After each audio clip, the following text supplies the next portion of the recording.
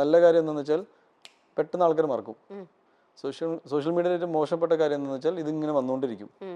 So ഞാൻ അതിൻ്റെ positive side നോക്കുകയാണ്. ഇനി എന്തെങ്കിലും ഞാൻ ചെയ്യുവാണെങ്കിലും ആസ് ലോങ് ആസ് എൻ്റെ parents and my friends and family അവരെല്ലാവരും കംഫർട്ടബിൾ ആകുന്നവരെ എനിക്കെല്ലാം ഓക്കെയാണ്. ബാക്കി ഞാൻ പിന്നെ അധികം എനിക്ക് എൻ്റെ കൺട്രോൾ ഇല്ലാത്തത് കൊണ്ട് ഒന്നുമില്ല. എന്നെ ഭയങ്കരമായിട്ട് സപ്പോർട്ട് ചെയ്ത് ഞാൻ പറഞ്ഞുതരാം. കേരളത്തിലെ ഈ സാധാരണ കുടുംബങ്ങളുണ്ടല്ലോ, ഇപ്പോൾ രഞ്ജിൻ പറഞ്ഞു ഞാൻ അവിടെ പോയപ്പോൾ ഞാൻ അവിടുത്തെ ആരൊക്കെയോ ആയിട്ട് സംസാരിച്ചു. ഇതെൻ്റെ ബേസാണ്. ഞാൻ അവിടെ നിന്ന് വന്ന ഒരാളായതുകൊണ്ട് ഞാൻ ഇനി ഏത് ലെവലിൽ പോയാലും എനിക്ക് അടിസ്ഥാനപരമായിട്ട് ഇങ്ങനെ കളിച്ച് ചെറിഞ്ഞ് നടക്കാനാണ് ഇഷ്ടം. എൻ്റെ ടെമ്പർ ഇഷ്യൂസ് ഒരുപാടുണ്ട്. But I feel it is A very justified temper.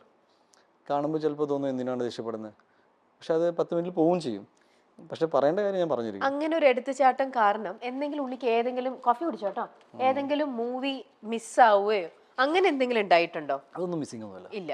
Movie missing അതൊക്കെ ലൈഫിൽ ഇപ്പോൾ ഇന്ന സിനിമ കൊണ്ട് ഞാൻ രക്ഷപ്പെടുന്നു എനിക്ക് ആരും എന്നോട് പറഞ്ഞിട്ടില്ല. ഉണ്ണി മല്ലു സിംഗ് ചെയ്ത് കഴിഞ്ഞാൽ നീ സൂപ്പർ സ്റ്റാർ ആയി പോകും അല്ലെങ്കിൽ വിജയിക്കുന്നു അന്ന് ആരും പറഞ്ഞില്ല. സിനിമയ്ക്ക് അങ്ങനത്തെ ഒരു സ്പേസ് ഇല്ല.